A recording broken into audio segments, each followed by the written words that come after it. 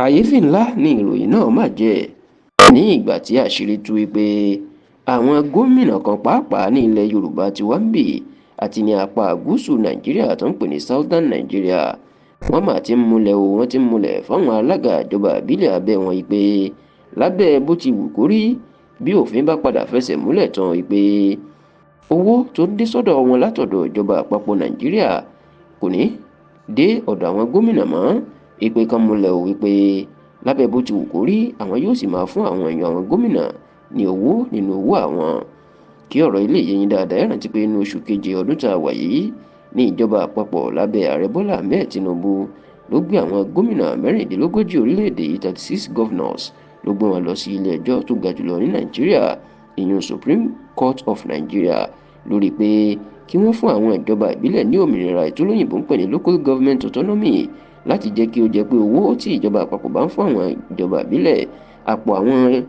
alága kanṣu ni yóò máa dé sí tààrà tí kì í ṣe owó àwọn gómìnà tó jẹ́ pé ìnákùná náwó náà tó sì jẹ́ pé iye tó bá wù wọ́n ni wọ́n ń fún àwọn alága ìjọba ìbílẹ̀. ṣá o ní ìgbà tó jẹ́ pé inú oṣù kẹwàá tá a wà yìí ni wọ́n ní ìjọba Tinubu yóò bẹ̀rẹ̀ sí ni máa san owó tààrà sí àpò àwọn alága ìjọba ìbílẹ̀ tínú ọ̀pọ̀ mẹ̀kúnnù sì ti ń dùn pé bí ọ̀rọ̀ náà bá ṣẹlẹ̀ ìdàgbàsókè yóò bá àwọn aráàlú nítorí pé ìjọba ìbílẹ̀ ni ló súnmọ́ àwọn mẹ̀kúnnù jù níṣẹ́ náà màlẹ́yìn inú àwọn gómìnà ọdún tó sì ní wọ́n tún ti ń wọ̀ ọ̀nà bí owó náà yóò sì tún máa bọ́ sí wọn lọ́wọ́ gẹ́gẹ́ bí àṣírí ṣe tú wọn láwọn gómìnà kan nílẹ̀ Yorùbá níṣẹ́ náà ti ń múlẹ̀ fún àwọn gómìnà àwọn alága ìjọba ìbílẹ̀ abẹ́ wọn pé bí owó náà bá ń dé sọ́wọ́ wọn tí ò dé sọ́wọ́ àwọn mọ́ wọn yóò sì máa dá a padà fáwọn ni táwọn yóò sì máa tó yọ iye tó bá wù wọ́n wọn ní ṣèbí tí Tinubu fẹ́ ni pé kówó náà ṣáà ti máa lọ sínú àkáǹtì àwọn alága ìjọba ìbílẹ̀ òun ní àwọn náà ò ní bá a jiyàn ṣùgbọ́n ká máa múlẹ̀ o bówó náà bá ti dọ́dọ̀ wọn yóò rọra kó padà wá fáwọn nípa èlì wọn ní Tinubu àbẹnikẹ́ni kú nímọ̀ kan ti kówó náà wá fáwọn táwọn yóò sì yọ iye tó bá wù àwọn fún wọn. tẹlifíṣàn Yorùbá Tòótọ́ gbọ́ pé àwọn tí ò múlẹ̀ fáwọn olóṣèlú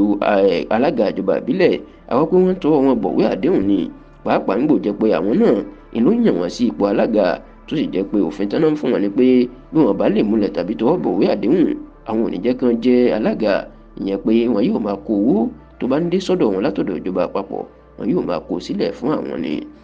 ní báyìí níṣe ni ọ̀pọ̀ àwọn èèyàn tó tún gbọ́ ọ̀rọ̀ ọgbọ́n tí wọ́n láwọn gómìnà fẹ́ máa dá yìí níṣe ni wọ́n ń gba ààrẹ Bọ́lá Ahmed Tinubu nímọ̀ràn pé kó tètè jẹ́ kí àjọ tó ń gbógun ti jẹgúdújẹrá àti ìṣòwò òlu báṣubàṣu ìyẹn Economic Financial Crime Commission EFCC kó tètè máa ṣe ìwádìí àwọn gómìnà pàápàá àwọn tó bá ń gba owó lọ́wọ́ àwọn alága ìjọba ìbílẹ̀ tó sì ní bówó náà bá ṣe ń dọ́wọ́ àwọn alága ìjọba ìbílẹ̀ kó jẹ́ kí àjọ EFCC náà máa tanáwó àwọn alága ìjọba ìbílẹ̀ gbogbo bá ṣe ń ná owó náà ìnìkan máa mọ̀ wọ́n ní nípasẹ̀ bẹ́ẹ̀ àṣírí àwọn gómìnà tó bá ń gbowó lọ́wọ́ wọn yóò tú.